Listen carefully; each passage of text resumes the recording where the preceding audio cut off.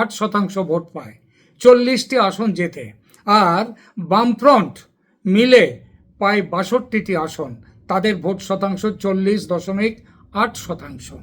অর্থাৎ ক্ষমতা হারিয়েও তারা সমাজের বড় একটি অংশের সমর্থন ধরে রেখেছিল। কংগ্রেসের দিকে তাকান, 2011-এ তারা মমতা বন্দ্যোপাধ্যায়ের জোট সঙ্গী ছিল, কিন্তু তাদের নিজস্ব রাজনৈতিক জমিও ছিল। সেই নির্বাচনে কংগ্রেস প্রায় 9.09% ভোট পেয়ে 42টি আসন জেতে। অর্থাৎ তৃণমূলের উত্থানের মধ্যেও কংগ্রেস তাদের সাথে জোট সঙ্গী হলেও তার একটা আলাদা সত্তা ছিল। তারপর আসে 2014 লোকসভা নির্বাচন। তখন তৃণমূল ক্ষমতায়, মমতার প্রভাব তুঙ্গে, এবং অনেকের ধারণা ছিল পুরনো বিরোধী শক্তি মানে কংগ্রেস, সিপিএম, বিশেষ করে সিপিএম, তারা আর উঠে দাঁড়াতে পারবে না। কিন্তু ফল কি বলল? সিপিএম প্রায় 22.97, 23% ভোট ধরে রেখে 2টো লোকসভা আসন জিতল, তাই না?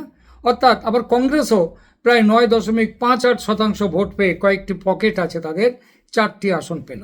অর্থাৎ এরা কেউই রাজনৈতিক মানচিত্র থেকে উধাও হয়ে যায়নি। 2016 বিধানসভা নির্বাচন এই যুক্তিকে আরও শক্তিশালী করে। তৃণমূল তখনও প্রবলভাবে ক্ষমতায়, প্রশাসন তাদের হাতে, তাদের সংগঠন শক্তিশালী, তবু সিপিএম প্রায় 20%, অ্যাকচুয়াল হিসাবটা হলো 19.75% ভোট পেয়ে 26টি আসন জিতল। কংগ্রেস প্রায় 12.25% ভোট পেয়ে 44টা আসন পেল। অর্থাৎ বাম ও কংগ্রেস দুই শক্তি কমজোরি হয়েছিল, কিন্তু অপ্রাসঙ্গিক হয়নি। এই নির্বাচনী তথ্যগুলো আমাদের একটা বড় শিক্ষা দেয়। বাংলায় বড় রাজনৈতিক দল বা ধারাগুলো আগে নৈতিকভাবে দুর্বল হয়, তারপর সাংগঠনিকভাবে ক্ষয়ে যায়, তারপর জনমানস ভাঙে, আর সবশেষে ভোটে বড় ধাক্কা খায়। তাই যদি কেউ বলে একটি দল আজ ক্ষমতায় আছে মানে কালকেও ক্ষমতায় থাকবে, তাহলে বাংলার রাজনৈতিক ইতিহাস তাকে সমর্থন করে না। এই জায়গা থেকেই তৃণমূল কংগ্রেসকে দেখতে হবে।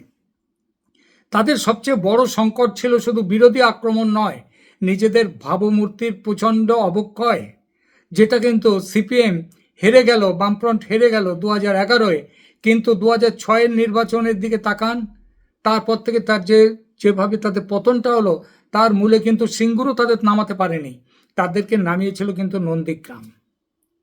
সেই ভাবমূর্তির অবক্ষয় হতেই তাদের পতন হতে শুরু হলো। আর এদের ভাবমূর্তি মানে তৃণমূল কংগ্রেসের ভাবমূর্তি আগের থেকেই চলতে শুরু করেছে খারাপ হতে। নিয়োগ দুর্নীতি, কাটমানি, তোলাবাজি, স্থানীয় স্তরে দাদাগিরি, পঞ্চায়েত ও পুরসভায় ক্ষমতার অপব্যবহার, সব অভিযোগ একসঙ্গে মিলে মানুষের মনে একটা ভয়ঙ্কর ধারণা তৈরি হয়ে গেছে তৃণমূল কংগ্রেস সম্পর্কে।